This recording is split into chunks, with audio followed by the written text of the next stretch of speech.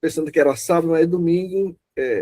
Eu acho que vai dar certo para eu fazer a cirurgia para retirar a catarata do olho direito, né? Então, vai ser domingo. 31, é. Normalmente eles não dizem nada, né? Que a gente não pode assistir televisão ou, né? Que sem problema, né?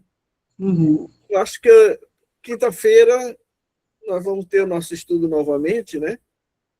Agora, se não der, porque não sei como é que vai estar, né? Porque não terei o óculos. Já com esse aqui, sabe? Eu nem consigo ler muito na tela do computador, porque ou é muito perto ou muito longe. O óculos não ajuda, né? Se eu tiro o óculos, atrapalha. Se bota, atrapalha também. Então, bota aqui só para. Então, só peço aos irmãos que lembrem de orar, né? Tá. Essa domingo pela manhã. Espero que dê tudo certo, né? Para poder resolver essa questão, ou que é ruim demais. Estou aqui com esses olhos aqui, tudo atrapalhado, um enxergando bem e outro enxergando ruim. Né? Eu é dois também. Também com dois óculos aqui. Vai enxergar mais perto para olhar o celular, ou então a Bíblia, tem que ir para ler, só vai com esse aqui. Aí o outro vai lá na diária. Aí fica no troca de óculos. Tá. Comprei uma lupa aqui para poder, em certas ocasiões. Eu tenho a lupa também, a minha também, ó. É a lupa, ó. Tem que usar, né? Tem que usar, Muito okay. Bem, meus irmãos e irmãs, nós vamos iniciar, né? Com oração. A irmã Helena está chegando aí. Que bom lhe ver, irmã Helena. Graça e paz. Tudo bem, irmã Helena? Seu microfone está mudo. Tem que ativar o microfone, irmã Helena, por enquanto. Ok, mas vamos orar então, né? Pedir que Deus nos abençoe nesta. Agora sim, irmã Helena. Tudo bem, irmã Helena? Tudo tranquilo, graça e paz, pastor. Graça e paz, minha irmã. Que bom lhe ver. Igualmente. Vamos orar. Eu vou pedir à irmã Helena que faça a oração inicial, para nós orarmos agora. Irmã Helena, por favor. Nosso Deus e nosso Pai Celestial, na tua presença, Pai querido e amado, nesta hora pedimos a tua direção para este trabalho, Senhor Deus, que não é nosso, é teu, que possamos, ó Deus, aprender mais e mais da tua palavra. Abençoa os teus amados que já estão, ó Deus, ligados nesta rede de trabalho. Pai, que o Senhor esteja dando sabedoria. Abençoa, ó Deus, a administração da tua palavra, Senhor. Que possamos aprender, ter bom proveito da tua palavra nesta noite, nesta oportunidade que tu nos concede, Pai. Abençoa o teu povo, os teus servos, cada um, ó Deus, que estão, ó Deus, pronto para ouvir e aprender da tua palavra. Esta é a nossa oração, pedindo e agradecendo em nome de Jesus. Amém. Amém. Muito bem, irmãos. Então, nós vamos hoje enfrentar aqui o capítulo 3, né? Dos versos 1 a 8, particularmente, mas vamos só lembrar o que nós vimos na semana passada, né? Na semana passada nós estudamos aqueles dois tópicos, né? Eu creio que sim, né? Fiz um resumo, aquelas razões, né?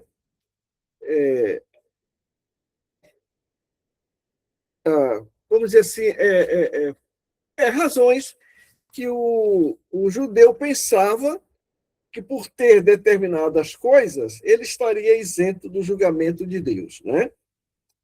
E nós vimos, então, que o judeu, de um modo geral, ele se apoiava, né, na sua hereditariedade, ou seja, ele era filho de Abraão, descendente de Abraão. Por isso, eles não eles achavam que Deus não o julgaria, né? Mas não, o apóstolo Paulo mostra aqui. Outra coisa era o conhecimento, porque eles tinham a palavra de Deus, diferentemente dos gentios, que não tinham uma revelação escrita, mas os judeus já tinham, Deus lhes deu, né?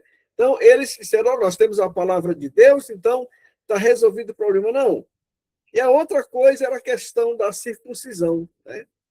Como nós sabemos, a circuncisão tem uma importância dentro do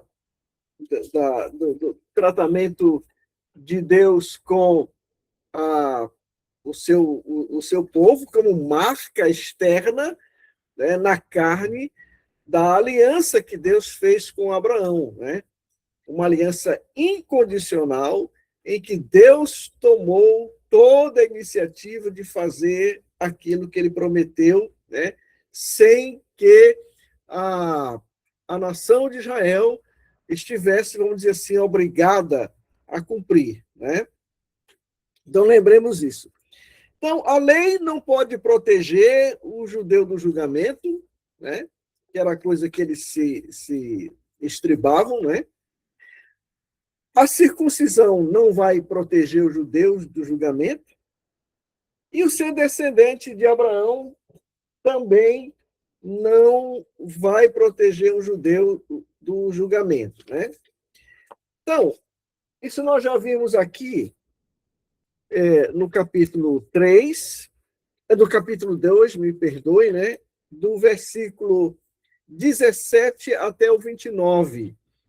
O versículo 19 começa dizendo: Eis que tu que tens por sobrenome judeu, e repousas na lei, e te glorias em Deus. Ou seja, então ele está se dirigindo diretamente aos judeus, né?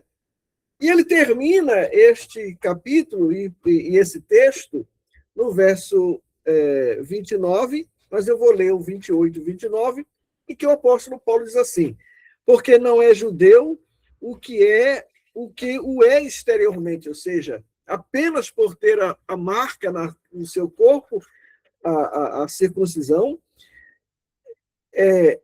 nem é circuncisão o que o é exteriormente na carne, né? Mas aí o apóstolo Paulo mostra qual é a verdadeira circuncisão. 29. Mas é judeu o que o é no interior, a circuncisão a que é do coração, no espírito, não na letra, cujo louvor não provém dos homens, mas de Deus.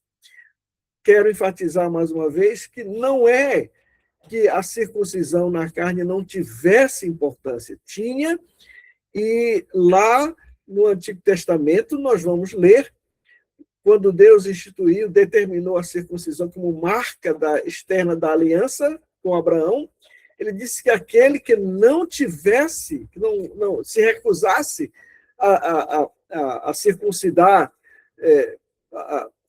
seria eliminado do povo. Então, nós não podemos minimizar essa questão da circuncisão na carne. Mas é bom lembrar, né, que esse fato apenas atestava externamente a ligação daquele homem com a nação de Israel, mas necessariamente não com Deus, né? Porque a circuncisão que realmente tem valor é aquela que é do coração, no espírito, e cujo louvor não provém dos homens, mas de Deus, né? Então, meus queridos, esse longo trecho aqui, o apóstolo Paulo mostrou que ambos os povos, judeus e gentios, desde capítulo 1, verso 18, até este versículo 29 de capítulo 2, o apóstolo Paulo mostrou a culpabilidade dos homens diante de Deus. Mostrou que eles são inexcusáveis, né? Como nós lemos no verso 20 de capítulo 1, quando ele está se referindo aos gentios, aos pagãos, mas também o judeu é inexcusável Pois o capítulo 2, versículo 1, quando ele começa a tratar do judeu, de um modo geral, ele diz, portanto, és inexcusável quando julgas o homem, quem quer que seja. Então, o apóstolo Paulo estabeleceu de maneira muito clara aqui a questão da absoluta necessidade que o homem tem de Deus para obter a sua justificação. Lembre-se que até agora, a partir de verso 18 de capítulo 1, e isso ele vai até o versículo 20 de capítulo 3, o apóstolo Paulo não toca no evangelho da graça de Deus. Ele vai fazer isso a partir do verso 21. Ele mostra primeiro a doença, para em seguida mostrar a cura.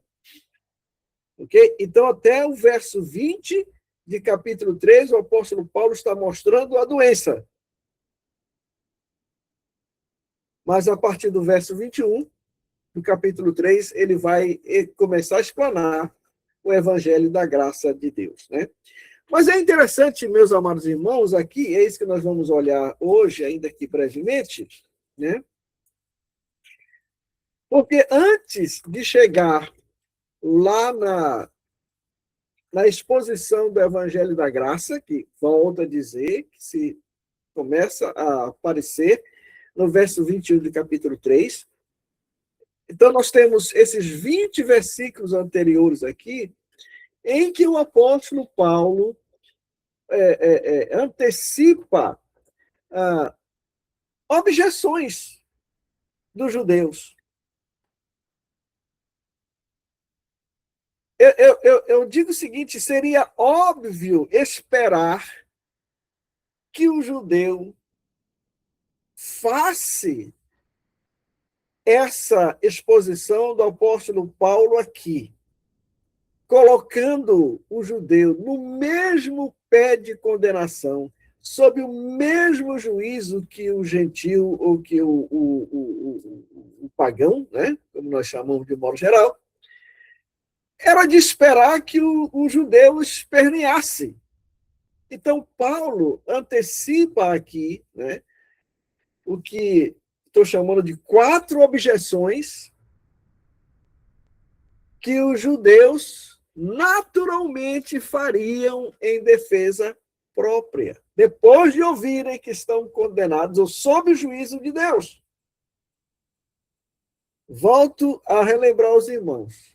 O apóstolo Paulo, quando fala dessas coisas relativas não somente aos gentios, aos pagãos, mas também quando ele fala a respeito do merecido juízo que os judeus estão para sofrer na mão de Deus, ele está falando daquilo que ele conhece muito bem. Não esqueçamos, né, que Paulo era um judeu, e conforme nós lemos lá no capítulo 3 de Filipenses,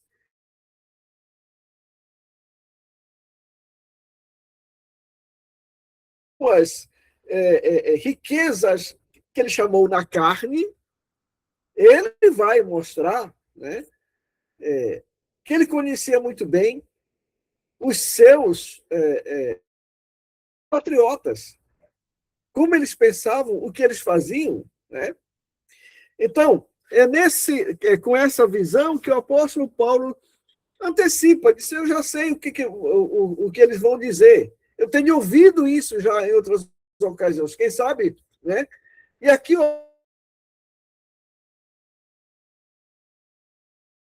as 4 objeções. Eu vou mencionar aqui essas 4 objeções de um modo geral, né?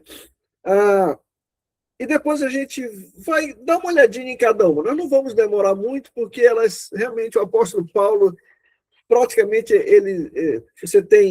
nós vamos olhar aqui a argumentação contra Paulo no versículo, e o apóstolo Paulo, no versículo seguinte, responde. Então, quais são estes argumentos contra Paulo e a sua mensagem. Eles, de um modo geral, estão dizendo assim, olha, Paulo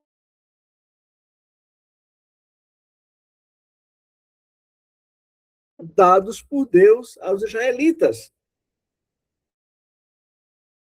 Os dois primeiros versículos, de 1 e 2. Daqui a pouco a gente vai ler o texto. O segundo argumento é, ora, a incredulidade de alguns judeus, que nós sabemos que tinha, elimina a fidelidade de Deus? Deus vai deixar de cumprir a sua palavra para com a nação de Israel só porque alguns foram infiéis? Versículos 3 e 4. O terceiro argumento, e esse aqui é interessante, beira até a blasfêmia, né? Acusam Paulo de estar minando o caráter de Deus. Versículo 5. E a resposta de Paulo no versículo 6. Né? E a última, que é o último argumento, que é um desdobramento, vamos assim dizer, do terceiro, eles estão dizendo para Paulo, né? Porque seremos julgados se o nosso pecado traz a glória de Deus, porque Deus vai julgar esses pecados. Então, por quê? Nós seremos julgados se o nosso pecado traz glória a Deus. Né? Versículo 8 é o que nós temos aqui. Né? Versículos 7 e 8. Olhemos agora, vamos dizer assim, devagar, né? Cada um desses argumentos aqui. Aí agora eu vou ler os versículos que o apóstolo Paulo cita aqui. Primeiro argumento, nós temos aqui, nos versículos 1 e 2. Eu vou ler o que diz o apóstolo Paulo aqui. Lembre-se, Paulo está antecipando o que os judeus diriam. Num versículo e no outro, ele, Paulo, dá a sua resposta. Então, qual é o primeiro argumento contra o apóstolo Paulo? Verso 1 de capítulo 3. Qual é, pois, a vantagem do judeu? Ou qual a utilidade da circuncisão? Obviamente, essa pergunta aqui, esse argumento, Paulo deve ter ouvido muitas e muitas vezes. Né? Então, depois do apóstolo Paulo mostrar que o judeu e o gentil estão debaixo do mesmo juízo de Deus, é claro que o judeu ia dizer, mas, então qual é a vantagem do judeu de sermos descendentes de Abraão? Qual a utilidade da circuncisão? É uma pergunta para quem ficou espantado com a argumentação de Paulo nos capítulos anteriores, mostrando que todos pecaram. Né? E Paulo, então, responde o seguinte, verso 2. Qual é a vantagem? Qual é a utilidade? Ele diz, muita em toda a maneira. Aqui é uma pergunta, a resposta dele é muito geral, né? Mas ele está falando da vantagem de ser judeu, da utilidade, tantas coisas que Deus deu à nação de Israel, né? Mas ele ressalta um ponto aqui. Muita. Então, qual é a vantagem do judeu? Qual a utilidade da circuncisão? Paulo responde, muita em toda maneira, porque, primeiramente, as palavras de Deus lhe foram confiadas.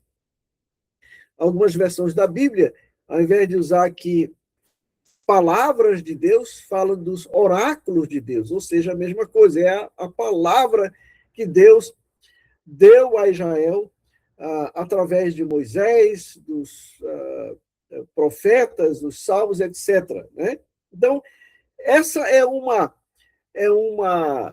privilégio que nenhum gentil teve. Né? E o fato de terem a palavra escrita de Deus, como nós vimos na semana passada, a Escritura fala muito claramente que o juízo de Deus vai cair sobre a nação de Israel por causa dos seus pecados, né? Então, a palavra de Deus, o privilégio que eles receberam, é exatamente também aquele instrumento que Deus vai dizer, está vendo? Vocês são merecedores do juízo porque vocês agiram assim, assim e assim.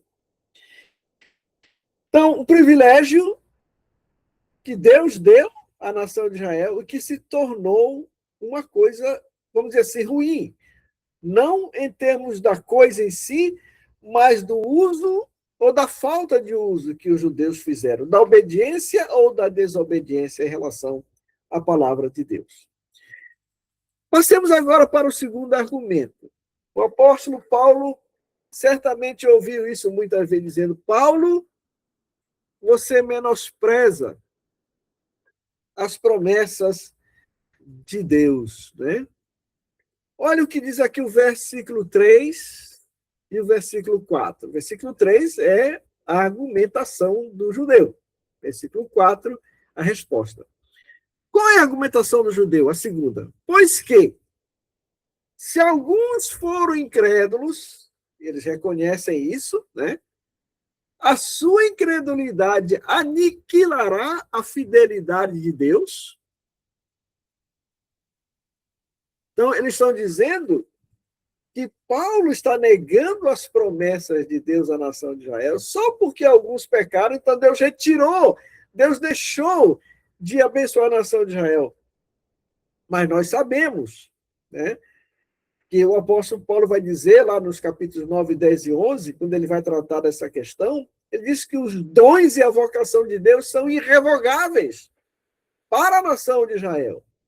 Mas é bom lembrar, irmãos, que a questão da eleição de Israel é uma questão corporal e não do indivíduo. Ora, nós todos que conhecemos a Escritura sabemos que muitos e muitos judeus foram desobedientes a Deus e muitos deles, né, caíram sob o juízo de Deus, né? Então, o apóstolo Paulo diz, antecipa dizendo: se alguns forem incrédulos, a sua incredulidade aniquilará a fidelidade de Deus? E Paulo diz: de maneira nenhuma. Sempre seja Deus verdadeiro e todo homem mentiroso, como está escrito, para que seja justificado em tuas palavras e venças quando fores julgados. Né? Interessante. Algumas coisas aqui. Olha a resposta do apóstolo Paulo. De maneira nenhuma. O apóstolo Paulo repete esta expressão de maneira nenhuma diversas vezes aqui na sua epístola aos Romanos. O que quer dizer, então, que ele está rebatendo argumentos, né? Então, não é só aqui. Mais à frente, ele vai olhar isso aí.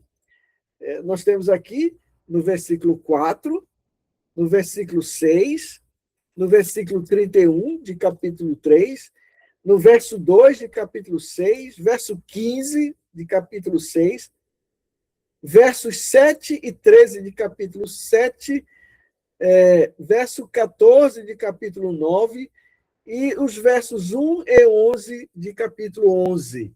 Essa expressão vai aparecer de maneira nenhuma, ou seja, certamente não. Seja lá o que for que você está dizendo, de maneira nenhuma, certamente não. Isto não é verdade. E interessante. Veja o que ele diz aqui. Ele estabelece um princípio, irmãos, que deve ser o nosso guia também, claro, né? Olha o que ele diz: de maneira nenhuma, sempre seja Deus verdadeiro e todo homem mentiroso, como está escrito. E aí ele cita um Salmo 51, aquele salmo em que Davi expõe a sua luta espiritual por causa do pecado de adultério com Batseba. Então, qual é o princípio aqui? A palavra de Deus, irmãos, sempre é verdadeira, porque Deus é verdadeiro. Quando houver algum conflito, vamos assim dizer, entre o que a palavra de Deus está dizendo e o que o nosso raciocínio humano, a nossa lógica, a nossa educação, seja lá o que for contrário àquilo que Deus diz, olha, siga o exemplo do apóstolo Paulo. Seja Deus o quê? Verdadeiro, sempre verdadeiro. E todo homem mentiroso. Ou seja, nós não podemos ir contra a palavra de Deus. Se está acontecendo alguma coisa, nós estamos achando absurdo o que Deus está dizendo na palavra, façamos o quê? Estudemos a palavra. Porque o erro não está em Deus. Na sua palavra, o erro está em nós. Da mesma forma que, quando eles dizem, né, que alguns foram incrédulos, então Deus vai aniquilar a sua promessa. Deus vai deixar de ser fiel. Não, porque Deus é fiel, né?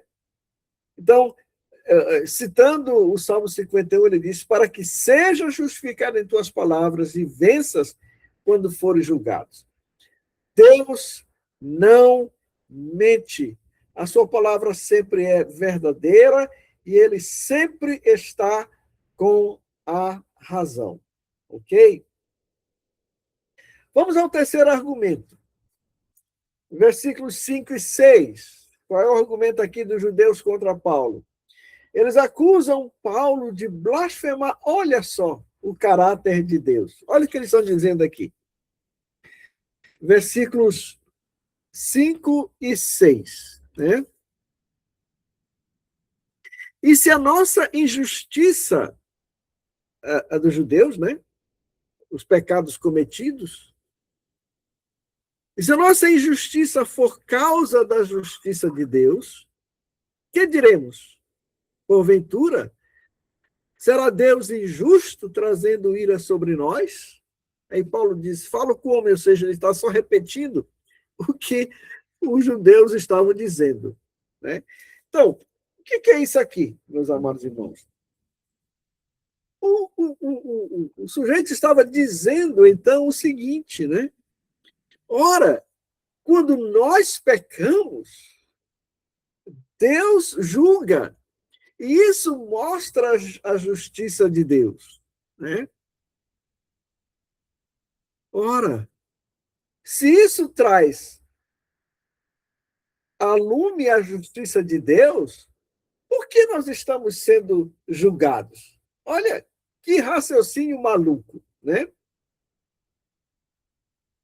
O apóstolo Paulo, então, responde, de maneira nenhuma, de outro modo, como julgará Deus o mundo? Nenhum judeu podia alegar desconhecimento de que há um juízo esperando os homens e a nação de Israel. O Salmo 9, por exemplo, Salmo 9, versículo 8.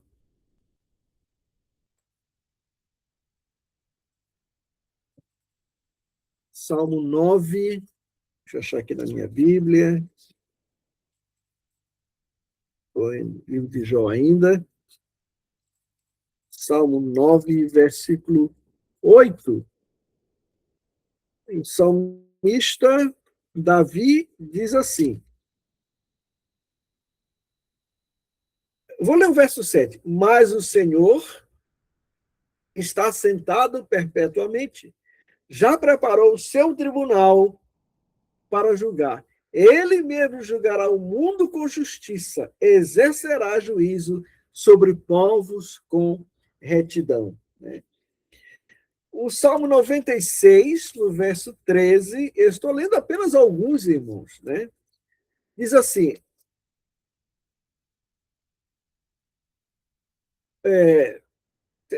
esse salmo é maravilhoso. Ele fala de alegria, alegria, adorai o Senhor, dai graça, etc. Aí ele diz no versículo 12 aqui, verso 11, alegre-se os céus e regozijem a terra, brame o mar e a sua plenitude. Alegre-se o campo com tudo que há nele. Então se regozijarão todas as árvores do bosque. Mas aí ele termina dizendo, ante a face do Senhor, porque vem julgar a terra, julgará o mundo com justiça e os povos com a sua verdade, né? Com a sua verdade. O Salmo 98, verso 9, diz assim também o salmista, verso 8, os rios batam as palmas, regozijem-se também as montanhas, perante a face do Senhor, porque vem julgar a terra, com justiça julgará o mundo e o povo com equidade. Né? E não esqueçamos o sermão de Paulo lá em Atenas, no capítulo 7 de Atos, versos 30 e 31, o apóstolo Paulo repetiu, né, palavras que nós bem conhecemos, eu vou ler aqui, 17, 30 e 31. Ele diz o seguinte, mas Deus, não tendo em conta os tempos da ignorância, porque é o tempo da graça em que nós vivemos atualmente, ordena agora a todos os homens e em todo lugar que se arrependam. Esta é a mensagem que nós temos de pregar. Por quê?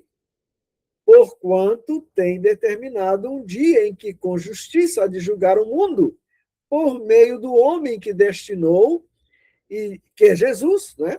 E disso deu certeza a todos, ressuscitando dentre os mortos. Né? Então, o juízo vai acontecer. O juízo vai acontecer.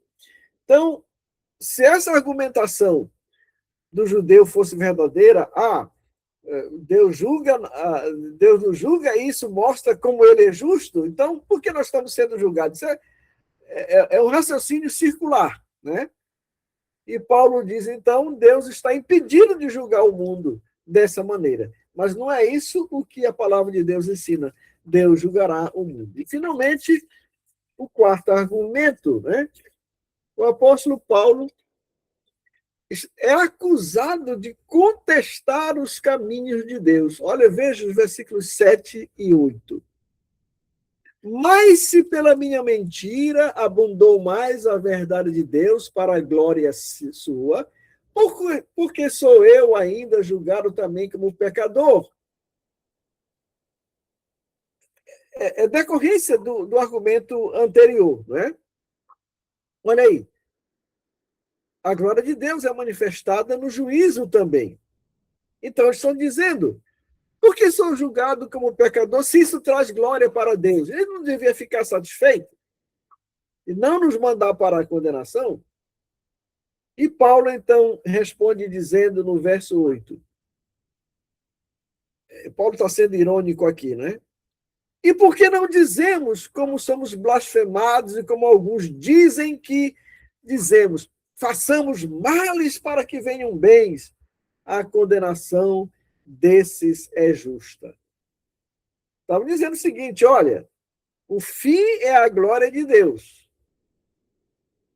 O juízo de Deus sobre o homem pecador é um dos meios que vai manifestar essa glória, né?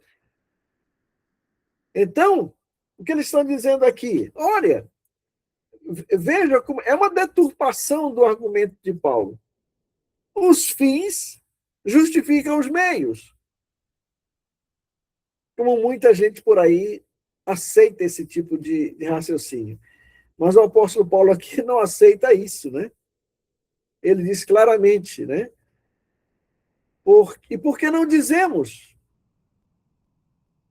E como somos blasfemados, como alguns dizem que dizemos, acusando o apóstolo Paulo de que ele dizia essas coisas, passamos males para que venham bens. Ou seja, vamos pecar para que a glória de Deus seja manifesta. O apóstolo Paulo diz, olha, a condenação desses camaradas é absolutamente justa. esse raciocínio não se sustenta diante da verdade de Deus, né? Então, estes 4 argumentos, meus amados irmãos, que o apóstolo Paulo traz aqui para a nossa consideração,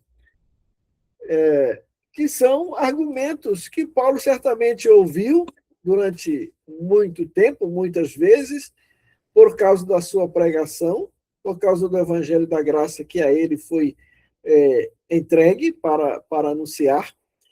E ele, então, responde a estes argumentos, né?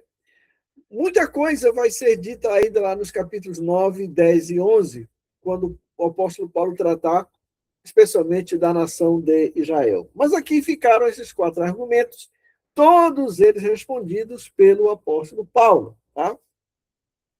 E aí, meus amados irmãos, os versículos 9 até o versículo 20, nós vamos só dar uma olhada neles. No próximo estudo eu dou um enfoque um pouco mais, mas eu creio que não há necessidade de muita explicação, porque o texto é muito evidente.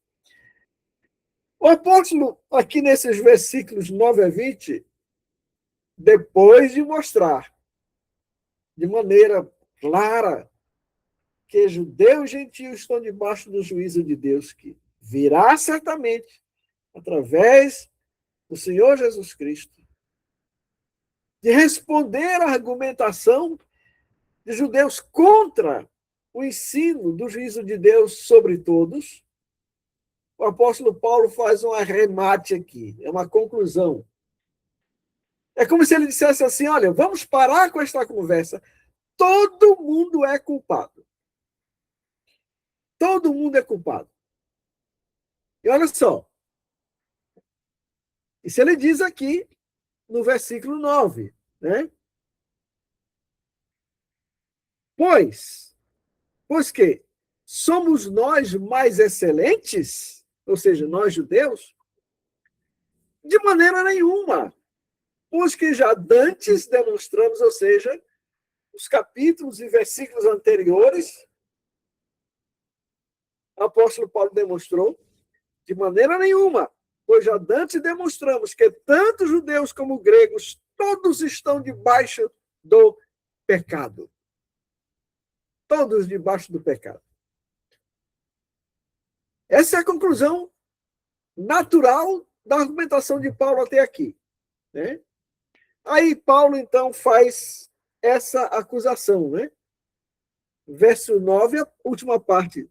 Judeus como gregos, ou seja, os gentios, todos estão debaixo do pecado. Todos, todos, todos. Essas palavras vão aparecer muitas vezes aqui na epístola, né? E aí, o apóstolo Paulo, dos versos 10 a 18, faz um indiciamento. Vocês são culpados, todos são culpados por isso, isso, isso, isso.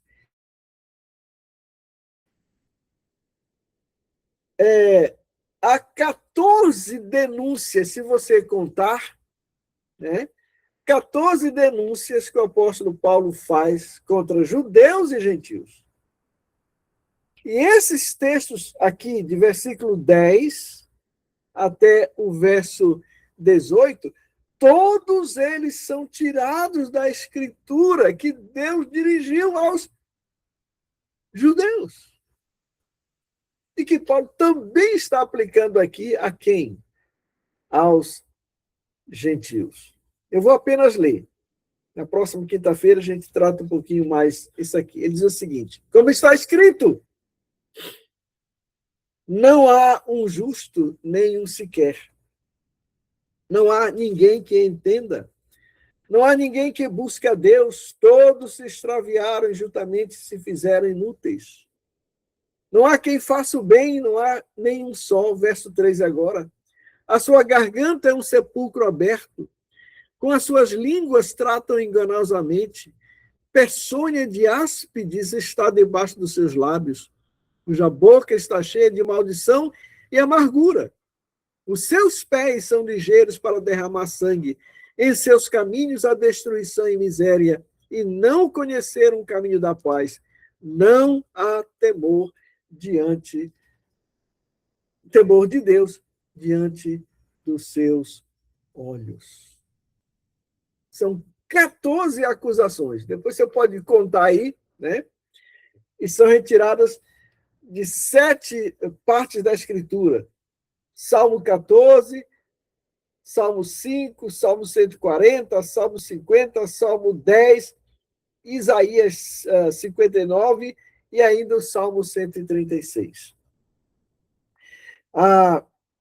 Então, a palavra de Deus está aqui mostrando claramente a situação espiritual tanto do judeu quanto do gentio.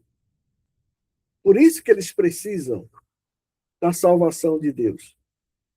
Note quantas vezes o apóstolo Paulo aqui apela para a Escritura, especialmente aqui. No verso 10 ele começa dizendo como está escrito. Lá no verso 4, como está escrito. E assim em outros lugares. Nessa epístola aqui, o apóstolo Paulo vai apelar muitas e muitas vezes para a Escritura. Como está escrito. O que diz a Escritura? Ele pergunta lá, creio que no capítulo 9, 10 ou 11, né? Não sei exatamente, estou lembrado agora aqui, mas ao responder uma pergunta, ele começa dizendo o que a Escritura diz. Então, é isso que torna essa epístola uma grande resposta de Deus à necessidade humana, mostrando qual é esta necessidade e como essa necessidade pode ser aliviada, como ela pode ser mudada. Pecadores, sim, sujeitos à condenação, merecedores desta condenação. Mas, e aqui, para encerrar nosso estudo de hoje, né, só quero ler o versículo 21 do capítulo 3, onde o apóstolo... Olha, o 21, 22. Mas agora, note, até verso 20, juízo, juízo, juízo, juízo, condenação, condenação, condenação. Mas no verso 21 ele começa dizendo, mas agora se manifestou sem a lei a justiça de Deus, tendo o testemunho da lei e dos profetas. Isto é, a justiça de Deus, pela fé em Jesus Cristo, para todos e sobre todos os que creem, porque não há diferença. Chegamos então, irmãos, aqui da resposta de Deus à necessidade profunda do ser humano. Perdão dos seus pecados. Mas agora, essa palavra mas, essa conjunção adversativa, né, aparece muitas vezes na Escritura, mas especialmente num lugar muito especial. Eu vou ler para os irmãos aqui. Capítulo 2 de Efésios. Eu vou ler a partir do verso 1 até o versículos. Eu vou ler até o versículo 10. E com isso eu vou encerrar. E vos vivificou, está falando para os crentes da igreja de Éfeso, estando vós mortos em ofensas e pecados, em que noutro tempo andaste segundo o curso deste mundo, segundo o príncipe das potestades do ar, do espírito que agora opera nos filhos da desobediência, entre os quais todos nós também andávamos nos desejos da nossa carne, fazendo a vontade da carne e dos pensamentos, e éramos, por natureza, filhos da ira, como os outros também. Mas Deus, versículo 4. Mas Deus, que é riquíssimo em misericórdia, pelo seu muito amor com que nos amou, estando nós ainda mortos em nossas ofensas, nos vivificou, juntamente com Cristo, pela graça sois salvos. E nos ressuscitou, juntamente com ele, e nos fez assentar nos lugares celestiais em Cristo Jesus, para mostrar, nos séculos vindouros, as abundantes riquezas da sua graça, pela sua benignidade para conosco em Cristo Jesus. Pela graça sois salvos, por meio da fé. Isto não vem de vós, é dom de Deus. Não vem de obras, para que ninguém se glorie, porque somos feitura sua, criados em Cristo Jesus, para as boas obras, as quais Deus preparou para que andássemos nelas. Versículos de 1 a 3, Paulo pinta a situação terrível em que o homem sem Deus se encontra. Escravidão em todos os níveis. Mas, no versículo 4, está aquela palavrinha, mas, é a intervenção de Deus na história. Deus, que é riquíssimo em misericórdia, tem que ser, porque face a essa situação espiritual tão terrível que o homem está, é preciso que a misericórdia de Deus seja riquíssima realmente. Então, não é apenas a misericórdia de Deus, mas ele diz que ele é riquíssimo em misericórdia. E não diz apenas por causa do seu amor, mas diz por causa do seu muito amor com que nos amou. Nos deu vida, nos ressuscitou, nos fez assentar nos lugares celestiais. Isso porque, pela graça, sois salvos, mediante a fé. Fé em quem? Na pessoa do Senhor Jesus Cristo. Ok, meus irmãos, vamos encerrar aqui. Deixo aberta a oportunidade, se alguém quer fazer uma colocação, alguma pergunta, fique à vontade, antes de encerrarmos com oração. Em quinta-feira, nós seguiremos, né, dando uma olhadinha um pouquinho naquelas 14 indiciamentos que o apóstolo Paulo fez e começaremos a analisar a partir do versículo 21, entrando, caindo de braçada, nadando, né, no evangelho da graça de Deus. O apóstolo Paulo vai trazer para nós, mostrar para nós esta riquíssima misericórdia e este muito grande amor com que Deus nos amou, na pessoa de Jesus. Alguém quer dizer alguma coisa? Se não, vamos encerrar com oração. Eu vou pedir, creio que a Thalita está aí, ela encerre com oração. Vamos orar. Senhor Jesus, nós queremos te agradecer, ó Pai, por esta oportunidade de estarmos reunidos, ó Pai, para aprender mais de Ti. Ó Senhor, muito obrigado, porque estando nós ainda mortos nos nossos pecados e delitos, Deus nos amou de tal maneira que nos revelou a sua graça para nos tirar do império das trevas, ó Pai, e nos transportar para a sua maravilhosa luz. Ó, meu Jesus, como nós somos gratos por isso. Ó, meu Senhor, como é bom a gente entender e sentir a Tua graça, Senhor, o propósito de Deus para as nossas vidas. Nós pedimos, ó Pai, que o Senhor abençoe cada um que está aqui reunido para aprender mais de Ti. Aqueles que não puderam, Senhor, que o Senhor possa estar com eles também, visitando-os, guardando-os de todo mal. Pela cirurgia do meu pai no domingo, que o Senhor possa estar à frente, ó Pai, guardando para que ocorra tudo muito bem.